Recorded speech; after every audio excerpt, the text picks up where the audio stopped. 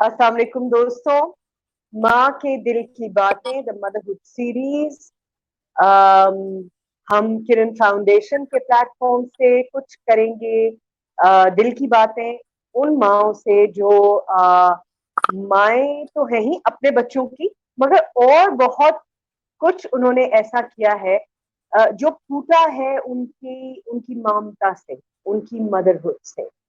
और हम उनको बेहतर जानेंगे। उनकी अचीवमेंट्स तो हम सब जानते ही हैं, लेकिन हम उन्हें और बेहतर जानेंगे, उनकी जर्नी को जानेंगे, कोशिश करेंगे। और इसमें मेरे साथ ऑफ कोर्स, बल्कि मैं इनके साथ अस्सलाम वालेकुम सानिया, किरण कैसे हो आप? फाउंडेशन की माँ। अस्सलाम वालेकुम, अस्सलाम वालेकुम, सब लोगों को सलाम। पूरा दिन इंतज़ार किया है। One of my favourite personalities Qurat Aapa आने वाली हैं। सब उनको डॉक्टर कुरतुलैन बख्तियारी कहते हैं। मेरे लिए तो वो जैसे एक भरपूर ममता उनके अंदर महसूस होती है। सो इंतज़ार नहीं करते हैं, ले आते हैं उनको। बिल्कुल। डॉक्टर कुरतुलैन बख्तियारी, जो हमने अपने पेज पे पूरा डिटेल उनके बारे में लिखी भी थी, फिर भी आपको बता देती हूँ कि आईडीएसपी एक बहुत आदाब आदाब कैसे मिजाज। अस्सलाम वालेकुम, अस्सलाम वालेकुम कुरत आपा।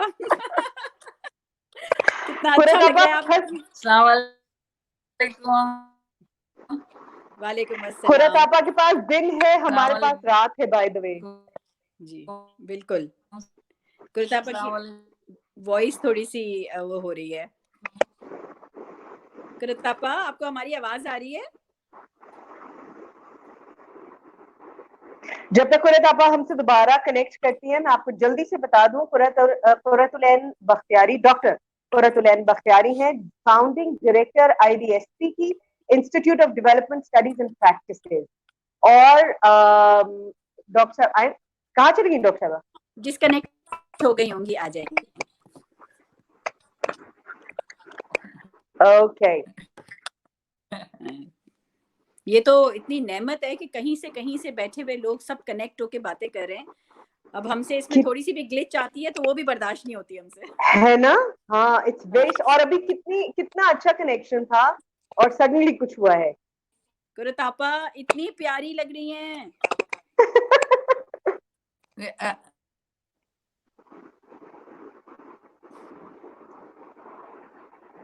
कुछ कनेक्शन वीक है वहां से। ऐसा करते हैं कि हम इसको 2 स्क्रीन पे ले आते हैं तो हो सकता है शायद कनेक्शन बेहतर हो जाएगी। अम,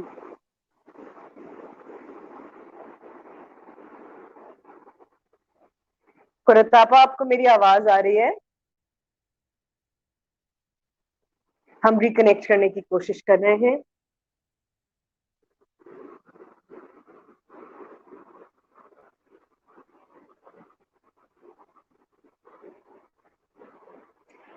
माँ के दिल की बातें में हम कोशिश ये कर रहे हैं दोस्तों कि हम ऐसी खवातीन को ला सकें किरण फाउंडेशन के पेज पे यहाँ आपके साथ, और शेयर कर सके वो बातें जो या उनकी जिंदगी के वो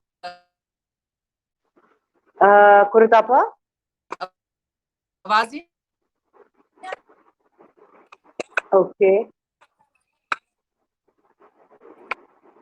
हाँ हाँ, मुझे बहुत साफ आवाज आ रही है। आपको मेरी आवाज बिल्कुल साफ आ रही है?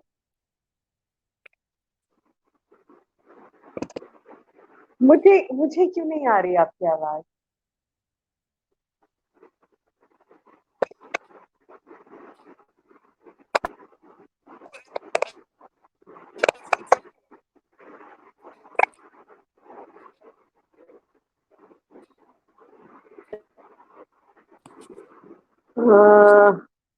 Okay, I think we might have to completely reconnect. नहीं। ओके। अच्छा, इस प्रोग्राम में इसलिए कह रही हूँ क्योंकि मुझे प्रोग्राम कहने की आदत है।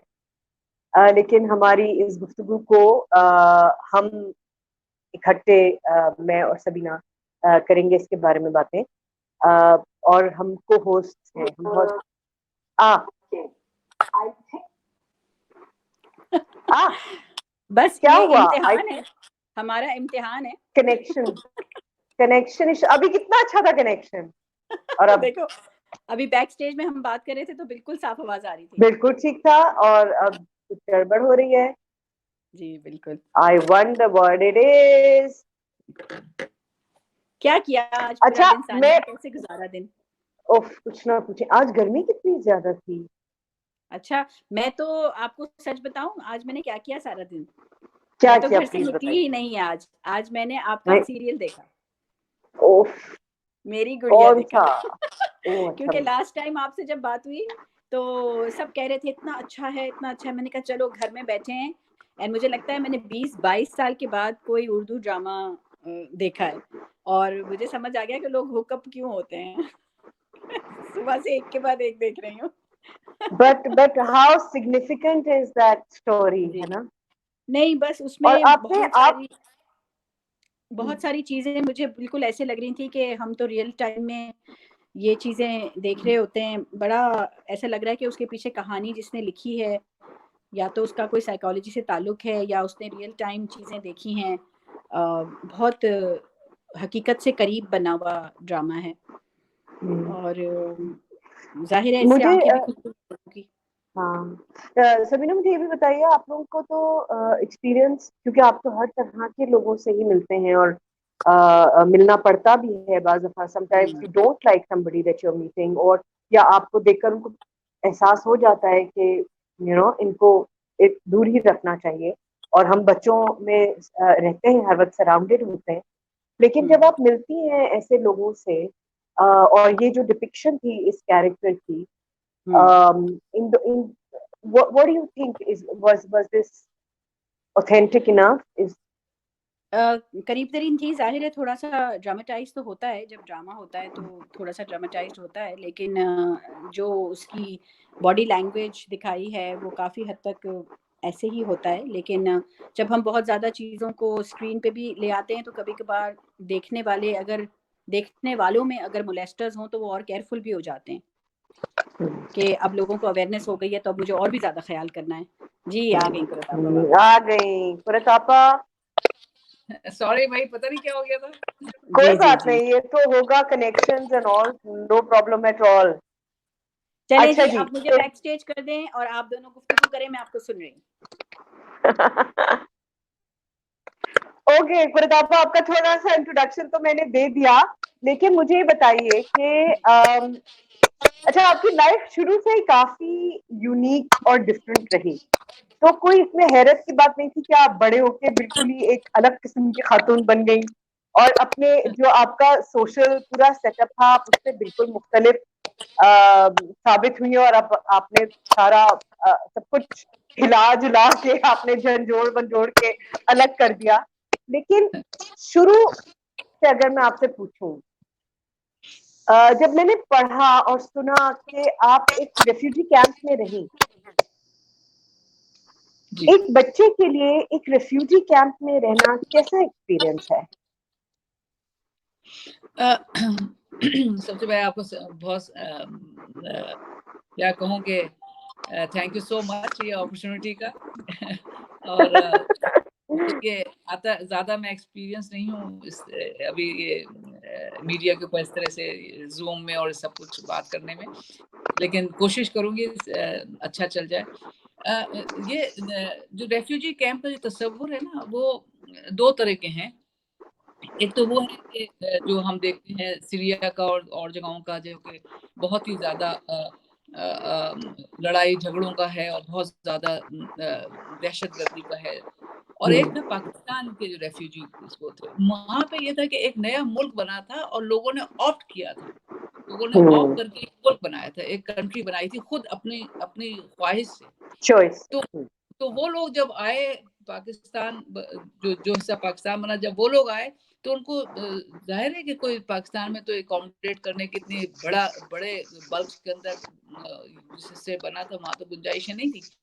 तो फिर वो उस वक्त जो कैंप्स जो बनाए, जो टेंट लगा के जो भी कुछ करके जो हालात थे उसके अंदर बड़े बड़े कैंप्स, रेफ्यूजी कैंप्स बना दिए थे, तो उसके अंदर सब आन के सब उसमें आबाद हुए। बहुत बड़ी तादाद थी, हम अकेले थोड़ी थे। तो उसमें ये नहीं था कि कुछ लोग बड़े सेटल रह रहे हैं और कहीं कुछ लोगों का बॉम्ब पड़ा और घर तबाह हो गया, ये हो गया। तो वो हम जो बच्चे थे जिन्होंने वो देखा नहीं था, कंट्री को डिवाइड होते हुए नहीं देखा था। हमारे माँ बाप ने देखा था, हमने तो नहीं देखा था। हम बस समझिए पैदा ही हुए थे। 49 में मेरी पैदाइश हुई थी। तो उनके लिए शायद ट्रॉमा होगा, लेकिन हमारे लिए तो वो एक जो मुझे जो यादें हैं वो तो हमारे लिए तो बच्चों की, हमसे it was all fun for us. हाँ, ऐसा लग रहा था कि एक जगह है जहाँ पे कुछ बना रहे हैं, कोई घर बना रहे हैं, कुछ अपने आए हैं कहीं पे और चीजें बन रही हैं। और सब बड़े छोटे सब जो थे वो रिकंस्ट्रक्शन में लगे हुए थे, अपनी जिंदगियों को दोबारा संवारने में लगे हुए थे, और सब एक से ही थे। कोई डिफरेंस नहीं था किसी में भी, चाहे कोई पीछे से नवाब हो, सरदार हो, कोई भी हो, होगा। वो तो सब लेवल अप हो गया था, आके सब बराबर हो गया था। तो वो भी सब चीजें खत्म हो गई थी।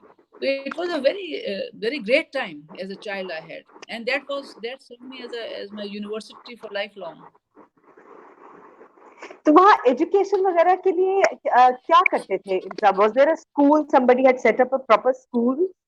जी, बहुत ही इंटरेस्टिंग बात है कि एक तो वो थे जो चर्च के मिशनरी स्कूल्स थे, वहाँ पे एक था, और वो पहले से ही था। मेरे ख्याल से पाकिस्तान से पहले से एक कॉलोनी में एक बहुत मशहूर छोटा सा चर्च था, और उसका एक कॉन्वेंट स्कूल था उसका। और दूसरा ये कि मुझे बहुत हैरत है कि विद इन अ ईयर और टू गवर्नमेंट ने 2-3 स्कूल खोल दिए थे, गवर्नमेंट स्कूल, बहुत फास्ट ट्रैक पे। was working was beautiful। और उसके अंदर मेरी अम्मी, क्योंकि बहुत कम औरतें जो थी पढ़ी लिखी उस वक्त थी, तो मेरी अम्मी क्योंकि अलीगढ़ यूनिवर्सिटी से उन्होंने अपना आई थिंक इंटर का एग्जाम ही हुआ था, रिजल्ट नहीं था उनके पास, तो उनको फौरन उसमें टीचिंग की जॉब मिल गई गवर्नमेंट स्कूल के अंदर। तो वो हाँ, तो अम्मी टीचर हो गई वहाँ पे। तो स्कूल्स थे और वो के उसमें बच्चे कम जाते थे, क्योंकि सब बच्चों की हेल्प चाहिए होती थी घरों में और मकान बनाने में और अपनी चीजों को संभालने में। मगर फिर मैंने देखा कि बहुत तेजी से बहुत बड़ी तादाद स्कूलों में जाना शुरू हुई, और मेरे देखते देखते काफी और स्कूल खुल गए उस इलाके में। और हम जो एक पहला वाहिद स्कूल था कॉन्वेंट का, सेंट एग्नेस उसका नाम था, वो हमारे घर से कोई 3-4-5 मील दूर था। तो हमें अम्मी ने उसी स्कूल में दाखिल कराया, क्योंकि ये बाकी स्कूल तो बाद में भी खुले थे। और दूसरा ये था कि अम्मी का इंसिस्ट करती थी कि बच्चे ये गवर्नमेंट, अम्मी को अपना स्कूल पसंद नहीं आता था, उसमें अम्मी काफी हमारी लड़ाई झगड़ा भी करती रहती थी जिसको अपने गवर्नमेंट वालों से। हाँ, तो वो वजह ये थी कि अम्मी ये कहती थी मैं अपने बच्चों को शुरू पहले दिन से ये नहीं दिखाना चाहती कि टीचर जो है वो मेज कुर्सी पे बैठा हुआ है, बच्चे जो है वो टाट पे जमीन पे बैठे हुए हैं। तो ये जो बैठने का जो अंदाज है, ये पहले से ही पावर स्ट्रक्चर को एस्टैब्लिश कर देता है। तो बराबरी नहीं है। और बच्चों को भी इक्वल रिस्पेक्ट नहीं है। तो या तो टीचर भी जमीन पे बैठे बच्चों के साथ। तो वहाँ पे गवर्नमेंट स्कूल में था कि टीचर के पास मेज कुर्सी होती थी और बच्चे सब जमीन पे बैठते थे चटाई के ऊपर। Only because of that concept अम्मी ने मुझे हम लोगों को गवर्नमेंट स्कूल में नहीं डाला। ये प्राइवेट स्कूल था और इसके अंदर फीस थी 1 रुपए थी, 8 आने फीस थी। तो बड़ी मुश्किल से फीस जमा होती थी। हम आहिस्ता आहिस्ता पहले 3 बहन भाई जा रहे थे, फिर 5 हो गए हम। तो इट वाज टफ। हमारे लिए तो पता नहीं लगा टफनेस, अम्मी अब पापा को पता लगा होगा क्या कितना टफ होगा। I am sure. मगर ये कितनी इंटरेस्टिंग बात है कि पाकिस्तान बनने के बहुत साल बाद तक एजुकेशन का ज्यादा बोझ हमारे जो हमारी नॉन मुस्लिम कम्युनिटीज थी, उन्होंने पारसी स्कूल थे बहुत सारे जो बहुत अच्छे, पहले प्री पार्टीशन बड़े अच्छे स्कूल थे, और क्रिश्चियन स्कूल थे, कॉन्वेंट्स थे जो जिन्होंने बहुत ये बांटा हमारे साथ बोझ ऑफ एजुकेशन के, उनके ज्यादा स्टैब्लिश और बेहतर एजुकेशन सिस्टम्स थे। जी हाँ, वो पार्टीशन कंट्री मुल्क बनने से पहले से एस्टैब्लिश थे वो सारे, पहले से ये चल रहे थे सब। और और इंटरेस्टिंग बात ये थी कि मैंने तकरीबन पूरी 10th ग्रेड मैंने सेंट एग्नेस में थी, उसके बाद सेंट जोसेफ में चली गई। लेकिन दोनों स्कूलों में हम जब छोटे से भी थे, बेबी क्लास, वहाँ कच्ची नहीं या बेबी क्लास कहलाती थी, बेबी क्लास में जब मैं गई थी, तो उस वक्त से लेकर और 8वीं तक और 10वीं तक हमने नहीं सुना, हमसे कोई पूछता, हमने नहीं सुना कि हमसे उन्होंने कोई अपनी नमाज पढ़वाई हो या हमारे सामने उन्होंने अपने मजहब का जिक्र किया हो या हमें जबरदस्ती उनकी नमाज में बैठना पड़ा हो, कुछ ऐसी बातें नहीं थी। वो हमें फारिग कर देते थे, बाद में अपने क्रिश्चियन बच्चे थे उनके साथ अपना जो भी कुछ करते थे। जी बिल्कुल बिल्कुल, तो हमें बिल्कुल, मैंने सेंट जोसेफ से पढ़ा और मैं बाहर जब सुनती थी कि वो ऐसे करते हैं, वो उनको अपनी नमाज पढ़ाते हैं, मैं कहती कहाँ, किसको पढ़ाई, हमें तो नहीं कभी पता ही नहीं चला। तो आई डोंट नो, ये भी एक ये जो इस तरह की डिस इंफॉर्मेशन फैलाई जाती है और इसने एजुकेशन को बहुत डैमेज किया है। जो अच्छे एजुकेशनिस्ट थे वो हमने लूज किए क्योंकि उनके वो मुख्तलिफ मजाहिब के लोग थे। तो यू नो मजहब में तालीम को भी मजहब में बांटा हमने, जैसे आजकल हम अनाज को भी मजहब में और फिरकों में बांट रहे हैं। अनफॉर्चुनेट है, बहुत अनफॉर्चुनेट है, लेकिन वो जमाना मजे का था। उस वक्त तो कोई बटावा नहीं था जब हम छोटे थे।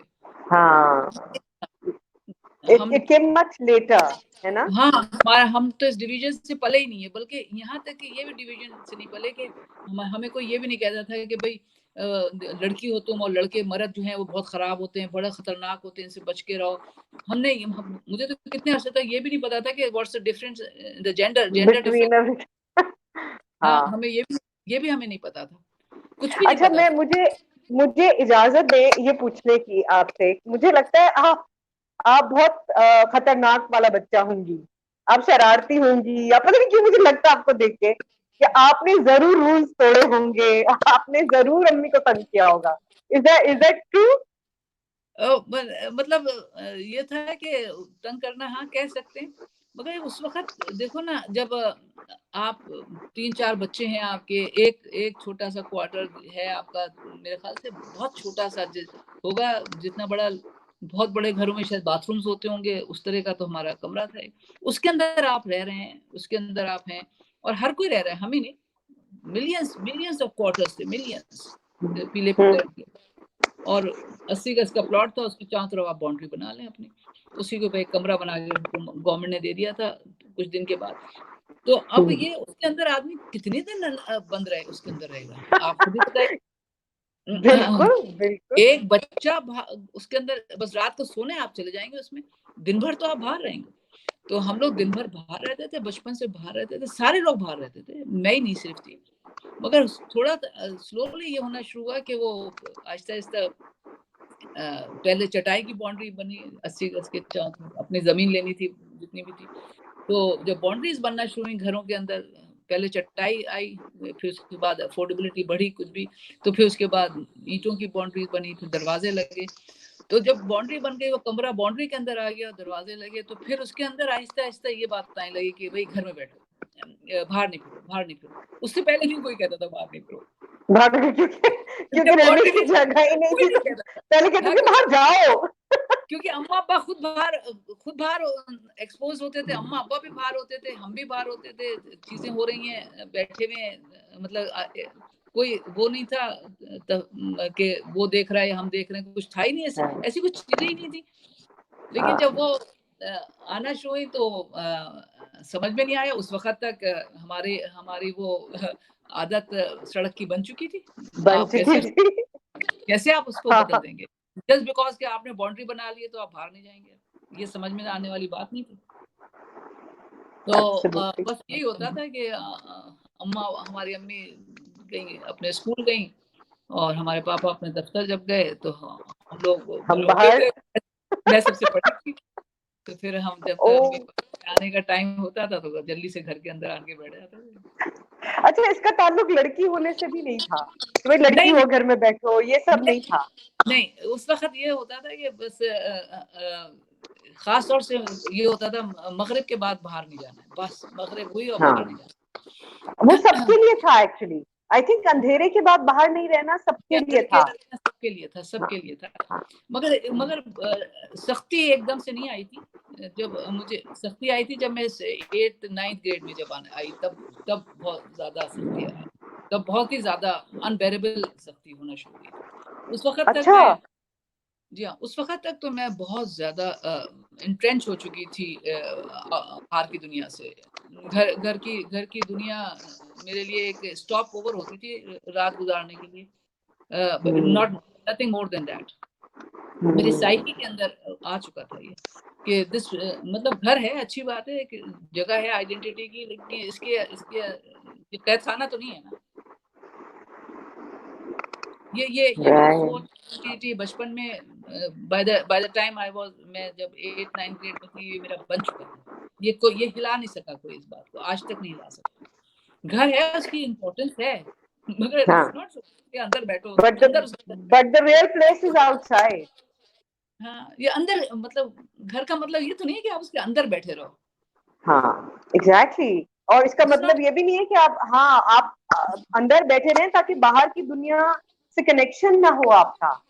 You know, ships are supposed to sail. They are not supposed to be standing in the harbor. हाँ, तो एज ए चाइल्ड हमको नहीं समझ में आती थी बात, और आज तक भी नहीं आती समझ। कोई कहता है घर घर घर घर घर मुसीबत हो जाएगा। तो घर इज अ नाइस प्लेस, अच्छी बात है, उसको बनाओ, संवारो, उसको रखो, अच्छी तरह रखो, लेकिन उसके कैदी तो नहीं बन सकते ना आप। Exactly. लेकिन कुरैश आप टेल मी समथिंग, मतलब उस जमाने में क्या, आजकल तो ज्यादा है, उस जमाने में शायद कम था मुझे लगता है कि बट एक खातून का ऐसे सोचना, एक लड़की का, एक ग्रोइंग अप लड़की का, बड़ी होती हुई लड़की का ऐसा सोचना, तो आपका कॉन्फ्लिक्ट नहीं बनता था फैमिली के साथ, बहन भाइयों के साथ, या और लोगों के साथ, कम्युनिटी के साथ, कि भाई ये क्या करती रहती है, ये लड़कों के साथ खेल रही है, या कॉन्फ्लिक्ट नहीं बनता था आपका? हाँ, कॉन्फ्लिक्ट उस वक्त समझ में नहीं आता था कि कॉन्फ्लिक्ट बन रहा है, लेकिन जैसे मैंने कहा कि एकदम नहीं बना था, स्लोली ग्रो हुआ था ना, तो उस कॉन्फ्लिक्ट का मुझे एहसास नहीं हुआ। ये कोई बहुत स्लोली हुआ था, और अम्मी पापा हमारे जरा कॉन्शियस बहुत थे, तो नर्चरिंग जरा डिफरेंटली करते थे, तो वो बहुत स्लो एंड ग्रेजुअल था। और उसके अंदर ये नहीं था कि हमें डराया नहीं गया था कि देखो बाहर निकलोगे तो कोई आदमी मर्द होंगे तो लड़के ऐसे कर देते, ये हमें डराया नहीं गया कभी नहीं। सिर्फ ये था कि बस क्या जरूरत है बाहर निकलने की, कोई और लड़की बाहर निकली नहीं है, तुम जा रही हो बाहर, मतलब इस तरह का होता था, सतही बातें, लेकिन नहीं डराया नहीं था। अच्छा, डराते भी कैसे? उनके पास चॉइस नहीं थी डराने की, डराते कैसे?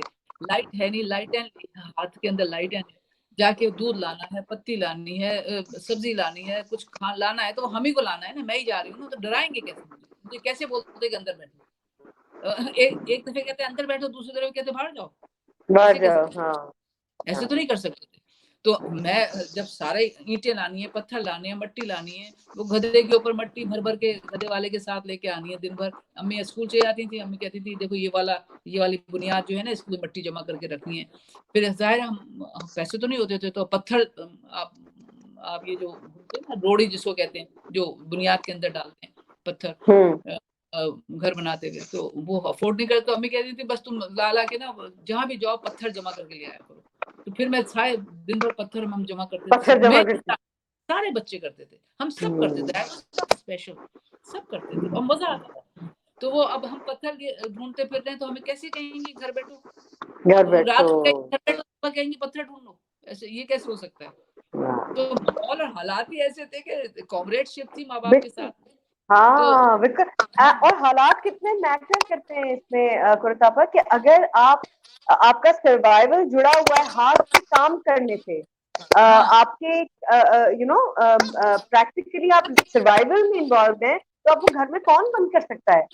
कर ही नहीं सकता। कोई औरतें नहीं इस तरह से, हमसे बड़ी औरतें हैं, बड़ी लड़कियां, वो नहीं इस तरह से, हर कोई किसी के दिमाग में ये था नहीं कि मर्द और औरत, दिमाग ही में नहीं था ना किसी के। और बहुत सारी मस्जिदें भी नहीं थी उस जमाने में, मस्जिदें बिल्कुल नहीं थी, और सारे घर खुले होते थे, और कोई चोरियां भी नहीं होती थी, और कोई बदतमीजियां भी नहीं होती थी, कुछ भी बुरी बात। और फिर एक मस्जिद बनाई थी सब लोगों ने मिलकर, तो उसके अंदर ये नहीं समझ आता था कि ये कोई ऐसी जगह है, ऐसी चीज है कि जो हमारी जिंदगी से कोई अलग चीज है, हम उसमें भी चले जाते थे, खेलते कूदते थे, कोई हमें डांटता नहीं था, कोई बुरा मना नहीं करता था। मतलब इट वाज, मतलब हम अच्छे उसमें पढ़े थे हम। इट वाज वेरी अच्छे वक्तों में। हाँ। बहुत कंस्ट्रक्टिव एनवायरनमेंट था, बहुत ही ज्यादा ओपन था, ट्रस्टिंग था, स्टेटस कॉन्शियस नहीं था, और ट्रू असलियत में बिलीवर्स थे, रियल मायनों में अल्लाह से डरने वाले लोग थे असलियत के अंदर, और साफ सुथरे लोग थे। मतलब मैं सोचिए कितना बाहर फिरती थी, मतलब कुछ भी हो सकता था मेरे साथ, या मेरे पास कोई इस वक्त याद तो हो सकती थी कि फला वक्त पे अकेली उस गली में वहां थी, और वहां किसी आदमी ने, किसी लड़के ने कुछ मेरे ऐसे देखा हो कि मैं डर, या मेरे साथ कोई ऐसी कोशिश की हो हरकत करने की, पकड़ने की, या कोई ऐसी बात, तो मेरे दिल में तो आज तक खौफ बैठा रहता। कोई मगर ऐसा किसी नहीं हुआ कभी। किसी मर्द ने, किसी लड़के ने ये जाहिर भी नहीं किया इस तरह का कि मैं लड़की हूँ। मैंने कभी वो एक्सपीरियंस ही नहीं किया। शेर की तरह। शादी जल्दी कर दी आपकी क्यों? जी हाँ, मतलब कि अम्मी, हमारे माँ बाप का तो ये फेयर था ना, वो तो अपने पता नहीं किस तरह सोच के ये हम लोग 4 बहनें 1 भाई, तो हो सकता है उनके भाई 4 लड़कियां, आई डोंट नो क्या हुआ। मैं बाद में पूछती हूँ कि आप इतने ज्यादा एक कॉन्शियस लिबरेटेड स्टाइल से हमें पाला, सडनली ये कैसे हो गया? तो वही, या जाहिर है कि मैं जब 9th मैट्रिक तक पहुंची, तो मेरे साथ की सब लड़कियां जो थी वो घर में बिठा ली गई थी, और वो घर का काम करती थी, घर बाहर नहीं निकलती थी। मेरी लड़कियां दोस्त जो थी, मेरे जितने लड़के दोस्त थे वो उनके साथ में मैं कंटिन्यू करती रही। तो वो जाहिर बड़े हो गए, मैं भी बड़ी हो गई थी, तो अम्मी वो अम्मी पापा को जरा डराता होगा शायद मेरे ख्याल से, क्योंकि कोई हमने हमारी टाइमिंग की बाउंड्रीज नहीं थी, हम वैसे ही थे जैसे पहले रहते। तो आई थिंक मैं वो कंसीव नहीं, फिर मेरी लड़कों से बहुत दोस्ती होती थी, बहुत ज्यादा दोस्ती, क्योंकि मेरे इंटरेस्ट उनके इंटरेस्ट हम एक से होते मिलते थे, जुलते होंगे, हाँ, खेल एक जैसे होंगे। हाँ, तो बहुत हमारी बहुत ज्यादा कॉम्रेडशिप थी। तो उसके अंदर हो सकता है मैं कॉन्शियस नहीं हूँ, लेकिन मेरे स्टाइल या मेरी हरकतें या मेरा तरीका जो होगा वो थ्रेटनिंग होगा सोसाइटी, माशरे, शायद, क्योंकि मैं तो उसको नहीं वो कर पा रही हूँ रिफ्लेक्ट के क्या हो सकता है वो। तो वो उसके अंदर फिर मैं बहुत जिद करती थी बाहर निकलने की, कहीं जाने की। तो आई थिंक 9th के एंड था या मैट्रिक का शुरू था, तो मैंने कहा नहीं, बाहर बस नहीं जा सकते। क्यों नहीं जा सकते? कहीं बस नहीं जा सकते, जब तक शादी नहीं होती लोगों की बाहर नहीं लड़कियां निकलती, फर्स्ट टाइम का। तो मैं आई थॉट कि अच्छा, मैंने ऐसे आराम से कि मैं कहा अच्छा शादी कर दे आप। मेरा मीन्स थी शादी, was just a means for me. मेरा ऑब्जेक्टिव ये था कि इसके जरिए मेरा मकसद हासिल हो जाएगा।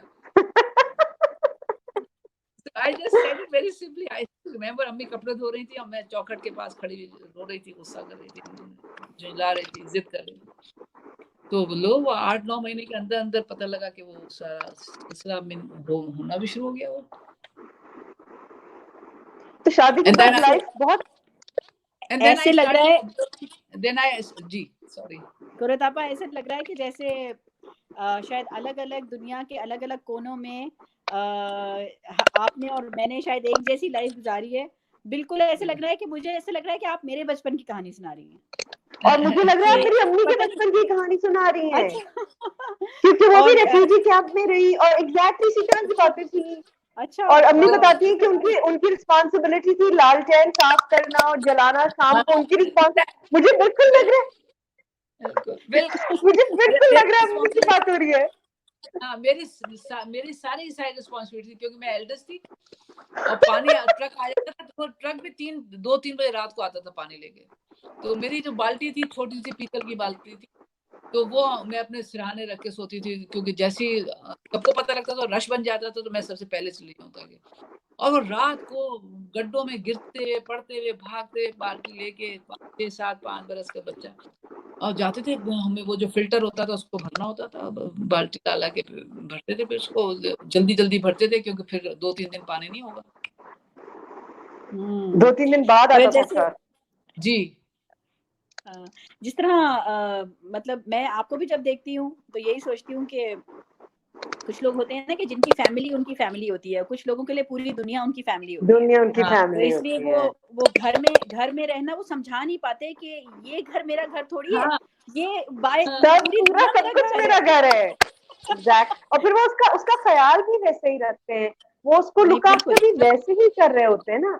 ये नजर नहीं आता किसी को कि भाई वो बाहर भी वो उसकी एनर्जीज बाहर एक्सटेंड हो रही है ना, बिल्कुल। उनको चाहिए कि सिक्योर कर लो, बंद कर लो। नहीं मैं आप बिल्कुल सही कह रही हैं। तो ये कॉन्सेप्ट ऑफ घर जो है ना, ये भी अजीबो गरीब है। आप मुझे आज तक समझ नहीं आता, समझ नहीं आ जाता, लेकिन मैंने जैसे बताया मेरी परवरिश जो उस कैंप में हुई, उस कम्युनिटी में हुई है, तो I was raised bye a community, not by two parents. मुझे कम्युनिटी ने रेज किया है, मुझे अवाम ने रेज किया है। तो मेरे अंदर वो मेरे डीएनए में चला गया है। मेरे से डिफरेंशिएट ही नहीं होता। अपने माँ बाप दूसरे के माँ बाप, अपने बहन भाई दूसरे के बहन भाई, अपने बच्चे मुझसे डिफरेंशिएट ही नहीं हो पाता, फर्क ही नहीं हो पाता मेरे से। या अपना घर दूसरे का घर। तो जब हमें हम शादी हो गई हो, घर वर भी हो गया, तो उसमें भी हमने अपने घर में देखा, सैलाब आ गया था एक दफे, वहां का बंद टूट गया था मलिर का, तो सैलाब आ गया, तो वो हमारा घर थोड़ा ऊंचा था, घर क्या वो एक कमरा, वो क्वार्टर वो जो जरा ऊंचा था, तो वहां नहीं आया पानी, बाकी सबका आ गया। अम्मी सबको वो 80 गज के उसके अंदर जो आता गया उसे कहते हैं हाँ हाँ बैठ जाओ, अच्छा इधर बैठ जाओ, अच्छा ये हमारा घर जो था वो फिर सबका घर बन गया। तो हमने देखा ही ऐसे। तो जब हमारा घर हुआ तो हमें नहीं समझ में आता था कि ये सिर्फ हमारे लिए है, मुझे नहीं समझ आता था सिर्फ मेरे लिए, हालांकि मैंने बनाया सब, मैंने इसको डिजाइन किया ये वो, लेकिन आई डिड नॉट बिलीव कि वो मेरे लिए सिर्फ ये 4 कमरे 5 कमरे इतना एस्टैब्लिश घर ये सिर्फ मेरे लिए या मेरे 3 बच्चों के लिए। तो 71 की वॉर आई, हमने देखा चारों तरफ रेफ्यूजीज फिर आ गए, बिहारी सारे हमारे घर के चारों तरफ। तो हम समझ नहीं पाए कि ये बेचारे इनके पास जगह नहीं है रहने को। हमारे वही नाजोबाद के चारों तरफ इतना भर गया था रेफ्यूजी से, तो वो बांग्लादेश के। तो हमें समझ में नहीं आया कि ये हम 3 बच्चे और 2 मियाँ बीवी और 6 कमरों का घर है हमारा, और इन लोगों के पास घर नहीं, तो हम तो घर नहीं। हम सबको अपने घर ले आए। एक फैमिली थी, हमने कहा भाई हमारे पास बहुत जगह है, हमारे यहाँ आ जाइए। वो हमारे साथ रहे, उनके 7 बच्चे थे, उनके मियाँ मार दिए गए थे, बेटे मार दिए गए, तो हम लोग सब साथ मिलके रहे। हाँ, हमारा किचन उनका किचन, हमारा फ्रिज उनका फ्रिज, सारे बच्चे, और इतना सब तरफ कोई डिवीजन नहीं, कोई डिस्ट्रिक्ट, हमको जान नहीं पहचान नहीं, बिहारी फैमिली कुछ नहीं पता आगे, दे वर स्ट्रेंजर्स टू अस। लेकिन आप कैसे हो सकता है कि चारों तरफ लोग सड़क पर रह रहे हो और आप अपने घर के अंदर रह रहे और हो? आप अपने घर में। मेरे दिमाग में नहीं आता। तो वो मैं ये नहीं कह रही कि वन वे घर, आपका घर भी किसी सबका घर होना चाहिए। आप इतने ऐसे नहीं रह सकते जब चारों तरफ आपके लोग परेशान हैं और आप अपने एक छोटी सी दुनिया आराम की बना के कैसे रह सकते हैं? आप कैसे रह सकते हैं? तो और ये कैसे सोच सकते हैं कि वहां जब बाहर इतना अनरेस्ट है, तकलीफ है, परेशानी, आप ये कैसे सोच सकते हैं कि अंदर आप उन सब चीजों से सेफ रहेंगे? ये सोचना कि ये दोनों आपस में कनेक्टेड नहीं है, ये कितना बड़ा मसला है। Absolutely, absolutely. और दूसरा ये सोचना है कि ये घर आपका घर है, आपका हक है, आपका मैं हाँ, आपके पैसों से बना है। हाँ, क्या मतलब आपका है? ये पूरी यूनिवर्स आपको साथ देती है तो आप चलते हो, आप अकेले कैसे हो? तो ये जो ओनरशिप का तस्वुर है ना, और ये जो इंडिविजुअलिटी का है, मेरा और हमारा, और ये बहुत दुखी कॉन्सेप्ट है। ये दुख इससे दुखी होता है इंसानियत, इससे दुखी होती है, और इससे मसले बढ़ते हैं बहुत ज्यादा। अच्छा कुरु साहब, एक ऐसे ही सवाल पूछ रही हूँ क्योंकि हम लोग एक जरा मुख्तलिफ टाइम में बड़े हुए और हमने देखा कि ये वाली वैल्यूज जो हमारे माँ बाप की थी, हमारे अम्मी अब्बू की भी ऐसी वैल्यूज थी। और उनसे मेरा अक्सर ये झगड़ा रहता था कि भाई वक्त बदल गए हैं, वक्त वो नहीं रहे, इनसिक्योरिटी बढ़ गई है।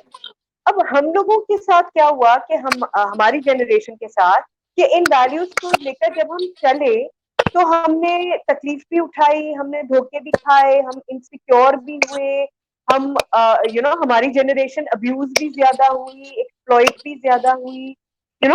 आप ऐसे आज किसी को घर ले आए तो ना हो अगर आपके घर चोरी चकारी कत्ल करके आपको चले जाएं, आई एम जस्ट सेइंग ये बहुत हुआ फिर बाद में। तो ये जो इनसिक्योरिटी हमारे अंदर डेवलप हुई है, how do we work this out, ऐसे कि हम मैं ये this inspires me, this idea inspires me कि पूरी यूनिवर्स इज माय होम, ये सब कुछ हमारा घर है, लेकिन मैं उसको सेफ कैसे बनाऊं? राइट, पता है स्पेस जो है वो, स्पेस के डेफिनेशन को एड्रेस करना पड़ेगा। Space is nothing physical, space आपके अंदर होती है, स्पेस बाहर नहीं होती है, आपके अंदर स्पेस होती है। अगर आपके अंदर आप पले ऐसे हैं, आपकी वैल्यूज ऐसी, आपकी नर्चरिंग ऐसी हुई है, आपकी कदरें ऐसी बनाई गई हैं, जिससे कि आपकी अंदर की दुनिया जो है ना वो बहुत स्पेशियस है, वो बहुत फैली हुई है। तो आपको बाहर की स्पेस जो है वो मतलब फिजिकल नहीं है, आपके अंदर की स्पेस ऐसी है, एक अंदर की कायनात आपकी ऐसी है, आपके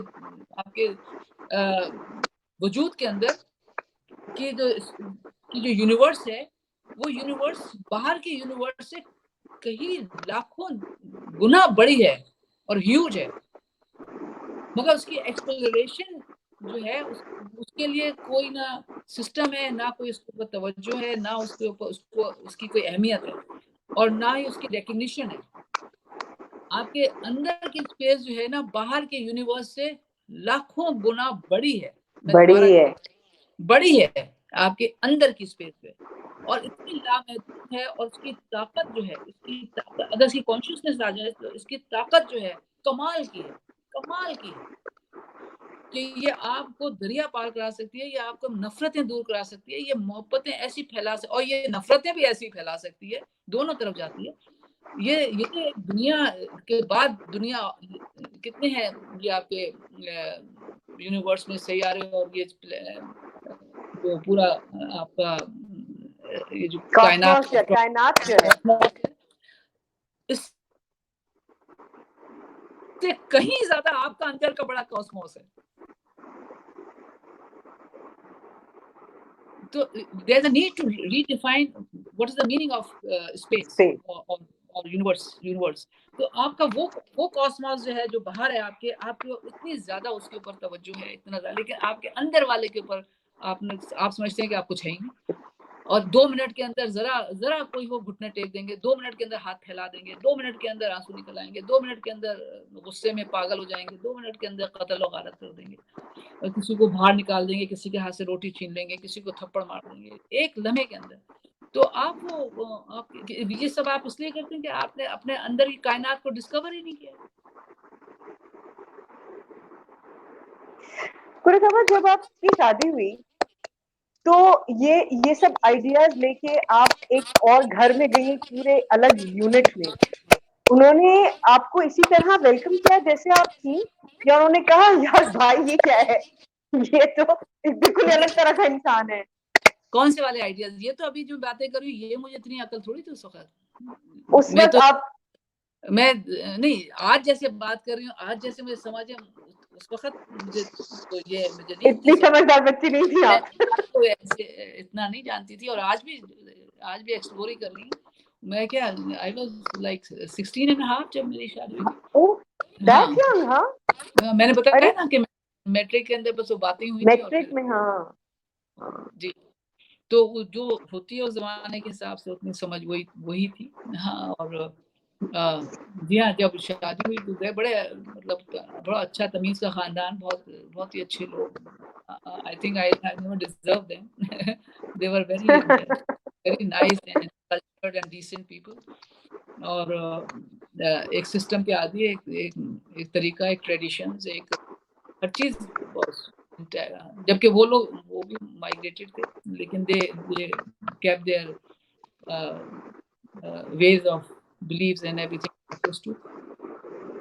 और जाहिर है हम डिफरेंट थे बच्चे, और हम पाकिस्तान बॉर्न थे, वो उनके सारे बच्चे जो थे वो पार्टीशन माइग्रेशन देख चुके थे, फिजिकली माइग्रेशन देख चुके थे हर बच्चा मेरे इन-लॉज का।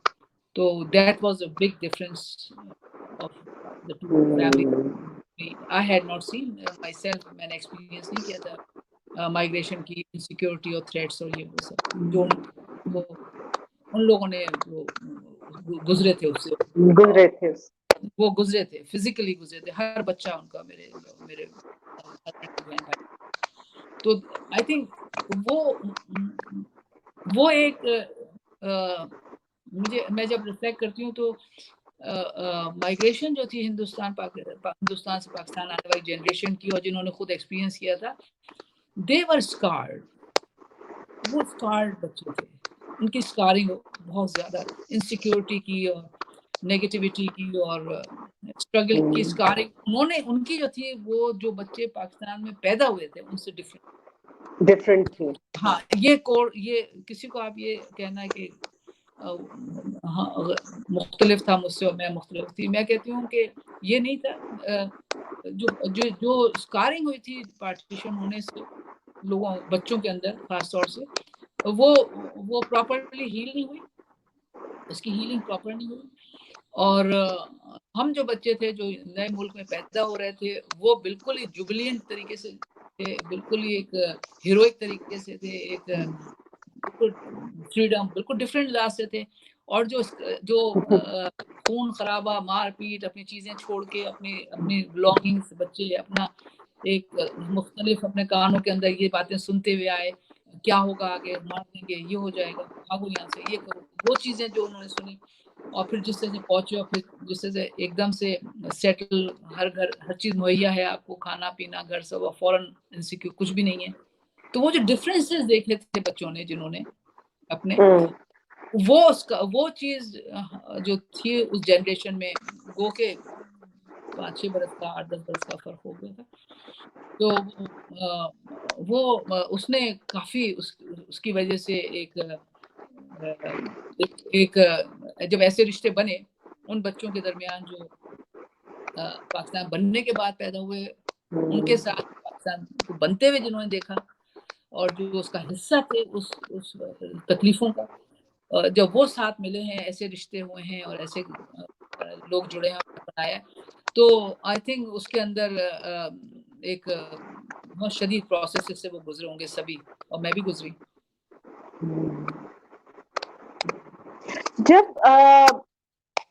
जब आपके अपने बच्चे हो गए, तीन बच्चे हैं ना आपके? जी माशाल्लाह। तो आप यंग ही होंगी उस वक्त? जी हाँ, मैं 21 की थी जब मेरे तीनों बच्चे थे। 3 बच्चे थे at 21? हाँ जी। Good Lord. अच्छा, लेकिन I'm always very मुझे भी याद ही नहीं आता कैसे पाले थे, क्या हुआ था, समथिंग रोलर कोस्टर। हाँ, मैं यही पूछ रही थी कि मैं हमेशा बहुत इंटरेस्टेड होती हूँ जानने में कि भाई जो खुद अभी 19 साल के, 17 साल के, 18 साल के हाथ में बच्चा है, वो किस तरह, वो क्या सोच रहे होते हैं इसके बारे में, वो कैसे पालते हैं, क्या सोच रहे होते हैं अपने बच्चों के बारे में? बट यू आंसर्ड इट कि मुझे याद ही नहीं है। बस आप आई डोंट नो, कुछ आप सोच ही नहीं रहे होते, बस चीजें हो रही होती हैं आपके साथ, आप सोच नहीं रहे होते। जब वो हो जाता है, हो रहा होता है, तो उसी वक्त सोचते हैं, और उसी वक्त क्या करना है। हाँ, उसी वक्त एक फीलिंग डेवलप होती है, उसी वक्त ही ऐसा लगता है कि अच्छा ये ऐसा है, और वो हमारा गुजरा ही ऐसे था कि जब सुबह उठते थे तो उसी वक्त पता लगता था आज क्या करना है, कोई प्लान, क्या करना है, ऐसे, मतलब कोई अजूबी बात नहीं थी, ऐसे ही था, सबका ही ऐसे था। हाँ, सबका ही ऐसे था कि भाई हो जाएगा, लोग हैं, चारों तरफ लोग हैं, घर वाले हैं, मोहल्ले वाले हैं, वहाँ शादी हो गई तो वो इतने अच्छे सब लोगों ने, घर वाले सब, ऐसे लग रहा था कि एक अपनी अम्मा अब्बा नहीं है तो ये लोग हैं, मतलब कोई ऐसे सेंस ऑफ रिस्पॉन्सिबिलिटी, कोई ऐसी चीज नहीं थी कि कोई पता नहीं क्या हो गया। हाँ, अच्छा, जब आपने ये सोचा कि अच्छा now I need to step out, ये काफी नहीं है मेरे लिए, और आपने अपने घर से बाहर, जैसा कि आपका अपना ख्याल है अपने घर के बारे में, इट्स एवरीवेयर, इट्स एवरीथिंग, तो जब आपने उससे स्टेप आउट किया, क्या चीज थी जिसने आपको फोर्स किया कि भाई मैंने इतनी मेहनत की है ये घर बनाने के लिए, बच्चे मेरे, हम चाहे प्लान कुछ भी ना करें, लेकिन हमारी बहुत एनर्जी उसमें जा रही होती है, हमारा एक कमिटमेंट होता है, एक डेडिकेशन होता है बच्चों के साथ, बट जब आपने सोचा कि मुझे अपने आप को एक्सटेंड करने की जरूरत है, what forced you to actually get out of that frame, that secure space. हाँ, देखो वो मैं थोड़ा मुश्किल हो जाता है इन सवालों का जवाब देना, क्योंकि ये इनकी सवालों की डेप्थ इतनी है और इतने सीरियस सवाल हैं ये। देखो कॉन्टेक्स्ट समझना पड़ेगा कि the type of person I am or the way people like me who were raised, उनका ये होता है कि वो हर वक्त ही अपने आप को एक्सटेंड किए हुए होते हैं। वो कोई माइलस्टोन की तरह नहीं होते हैं कि अब ये हो गया, अब मैं कि every day is an extension. अब मैं कितनी कहानियां बताऊं, क्या बताऊं, हर वक्त ही मैं कुछ ना कुछ करती रहती थी, किसी को अस्पताल ले जा रही हूँ, किसी के लिए कुछ कर रही हूँ मैं करती। It was not that case suddenly कोई मेरे पे exactly मैं यही समझना चाह रही हूँ कि when people say कि यार उन्होंने ऐसे कर लिया, देखो वो तो वो खास कोई इवेंट नहीं होता, वो लाइफस्टाइल होता है जी। इट वाज मैं जो बैकग्राउंड बताती हूँ, हमारा वे ऑफ लाइफ ही यही था। हाँ, मैं हर वक्त किसी को अस्पताल, क्योंकि मैंने गाड़ी चलाना मैंने सीख ली थी अपने पूरे फैमिली में, ससुराल में सबसे पहले, तो मैं सबको पिक करती थी, ड्रॉप करती थी, जिसको जहाँ ले जाना है, जिसको जहाँ आना है। आई यूज्ड टू जस्ट, मुझे उसमें कुछ नहीं होता था कि मैं क्यों जाऊँ, थक गई हूँ, मुझे I used to have joy in that. मुझे अच्छा लगता था बहुत, और मुझे बहुत मजा आता था उसमें, क्योंकि हम बचपन से ही ऐसे बोले थे कि मैं जाना फलां के साथ चले जाना, फलां के जाके आटा नहीं है बेटा, उसके आटा आज ले आना, हाँ उसके पास ये है ना, वो उसने कहा था कि आज दूध, उसकी गाय का दूध है, तुम जाके दूध उसके, मतलब हमारा ऐसे चलता ही ऐसे, पहले थे। कौन सी नई बड़ी बात थी कि हम ये कर रहे हैं, हम जा रहे हैं, आ रहे हैं, हम किसी के लिए काम कर रहे हैं, हम ऐसी कुछ चीज ही नहीं थी, कुछ महसूस नहीं होता था नहीं है। तो एक्सटेंड करना अपने आप को was a way of life, and in fact it was seen as a हम बचपन में कि भाई देखो ये कितना काम करती है, देखो इसने वो भी कर लिया, देखो इसने जाके वो वहां पे फंस गई थी चीज, उसने ये चीज, हमें हर वक्त यही बातें होती थी। इसने बस ये नहीं हो रहा, बस रिम्मी मेरे घर का नाम है, रिम्मी को भेज दो वो करके आ जाएगी, हमने ऐसे हाँ तो उसको भेज दो, अच्छा भाई नहीं जाएगा, भाई के साथ तुम जाओगी, मैं बड़ी तुम जाओगी साथ, अच्छा भाई कोई क्यों नहीं करेगा जब तक ये साथ नहीं हो, मतलब हमारा भाई हमें सही था हमारा, तो वो आज तक ऐसे ही है।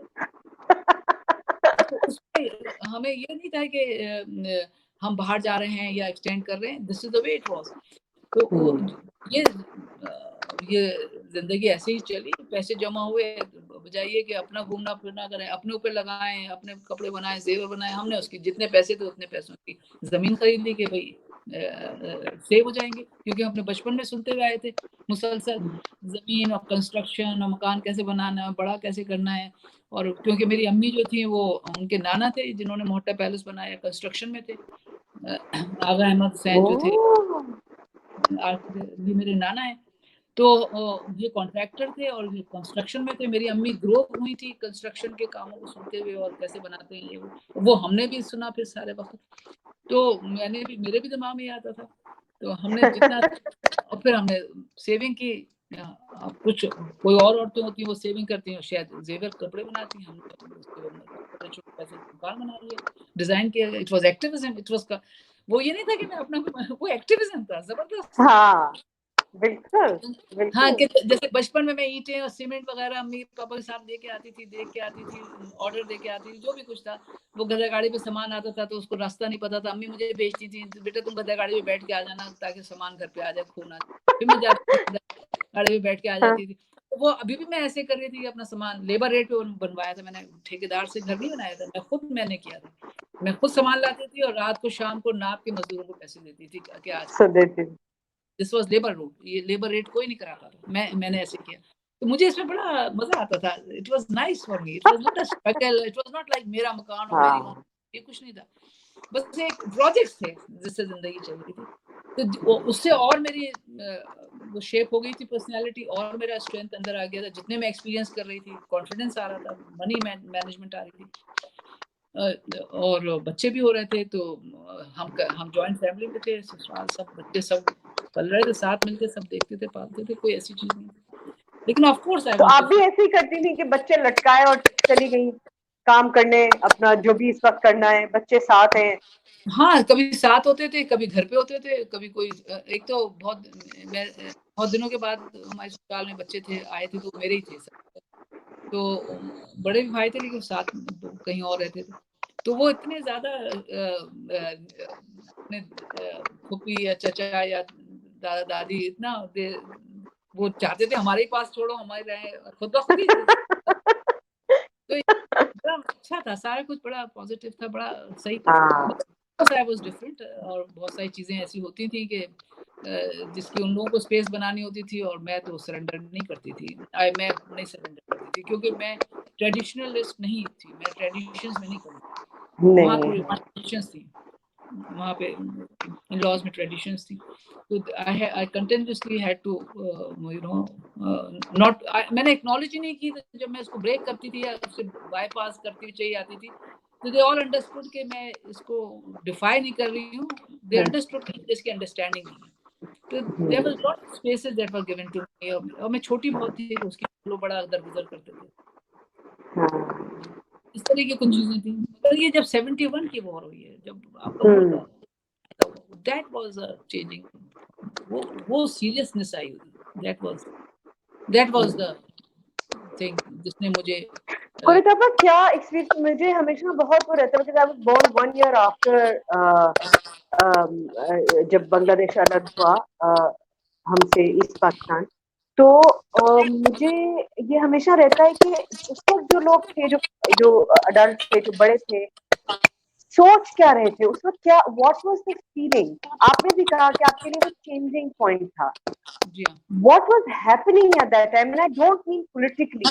What was happening अंदर? अंदर तो वो जैसे 65 की वॉर थी, उसी तरह की ऐसा लग रहा था कि हम किसी दुश्मन से लड़ रहे हैं, और इंडिया से लड़ रहे हैं। और ये न्यूज़ जो थी वो ऐसी आती थी, जो आप सुनाते थे वही सुनते थे। तो इट वाज नॉट लाइक कि आप ये नहीं था आप अपने ही लोगों से, हमने ये कॉन्सेप्ट नहीं था आप अपने ही लोगों से लड़ रहे हैं, ये नहीं था। ये एक ऐसा था कि जैसे 65 की वॉर आई तो इन्वेजन हो गया, ये उस तरह की चीज हमें समझाई गई, उसी तरह सुनाई जाती उस जमाने में जहाँ हाउसवाइफ को ज्यादा शौक नहीं पॉलिटिक्स किसी चीज से, जो आ रही है सुन रहे हैं बस। तो इट वाज समथिंग लाइक कि आप इन्वेड हुए हैं, और आप डिफेंड कर रहे हैं, और आप जीत जाएंगे, और आप जो मारपीट और जो भी कुछ वहाँ पे हो रहा है वो सही कर रहे हैं, और ऐसे ही होना चाहिए। हमारे मुल्क पर हमला हुआ है तो मारना चाहिए, खत्म करना चाहिए।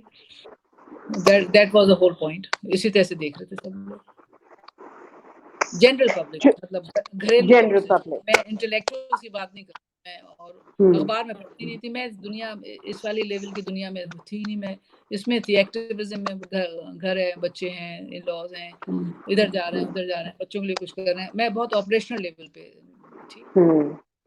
But how did that become a changing point for you? जब मैंने ये देखा ना कि ये रेफ्यूजीज जब 71 के रेफ्यूजीज जब आना शुरू हुए, और ज़्यादा कराची में आए थे, तो उसी वक्त मैं अपना घर बना रही थी, और नाज़ोबाद में, और उस वही ज़माना था कि वो उनकी पोरिंग शुरू हो गई। वो औरंगी टाउन बहुत करीब है नॉर्थ नाज़ोबाद से, तो वहाँ पे आना शुरू, वो फैलना शुरू हुए, वो लोगों के सामने आना शुरू हो गए, वो उनकी कहानियाँ आना शुरू हो गई। एक बड़ा ही पीसफुल, बड़ा ही सेटल नाज़ाबाद, नॉर्थ नाज़ाबाद बड़ा ही वैसा जगह थी जहाँ पे कोई इतने लोग गरीब गुरबा ऐसे बुरे हालों में फिरते हुए नजर नहीं आते थे, बिल्कुल नहीं होता। तो ये जो एकदम से सड़कों का सीन बदला, एकदम से जो लोग नजर आए अजीब ही हालतों में, तो और फिर ये था कि ये बात बहुत ज़्यादा फैली कि रेफ्यूजीज आ रहे हैं, उनके लिए खाना करना है, उनके लिए वो करना है।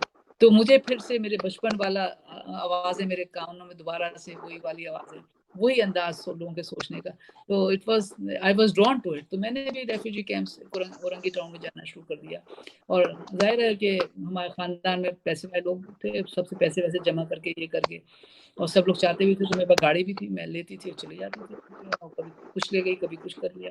तो वहाँ जाके जब मैं एंगेज हुई, तो मुझे फिर वहाँ से स्टोरियाँ लोगों से जब मैंने सुनी, तो वो बहुत ही डिफरेंट स्टोरियाँ थी, बहुत दहशतनाक स्टोरियाँ थी, जिसने मुझे एक यू कैन इमेजिन कि एक क्या कहें, 71 में मेरी क्या एज होगी, क्या कह सकते हैं, आई थिंक लेट 20s, हाँ late mid 20s, late 20s, हाँ लेट 20s होगी। तो जो अपनी दुनिया में मगन और अपने ऑप्टिमिस्टिक और अपने मजे में और अपने घर बना रहे हैं और अपने बच्चों में और ठीक ठाक पैसे घर में आ रहे हैं, कोई मजा, मतलब इट्स ऑल नाइस एवरीथिंग, अपने प्रोजेक्ट्स चल रहे हैं जो भी कुछ, और and then you go and hear this. तो it was like a big shock for me personally. मैं तो अपनी पर्सनल बात कर रही हूँ, मेरी अपने अंदर की दुनिया की, बाहर क्या क्या हो रहा था वो उसका मुझे नहीं पता। तो उससे मुझे ये हुआ कि जब मैंने माओ को देखा, उन्होंने अपने बच्चों को मरते हुए देखा, उन्होंने अपने बच्चों को कत्ल होते हुए देखा, उन्होंने गोलियों की आवाजें सुनी जिससे उनके बच्चों को ले जाके मार दिया था, उन्होंने अपने घर जलते हुए देखे, उन्होंने अपने बच्चियों का क्या, मतलब मैं क्या बताऊं क्या क्या स्टोरियां थी।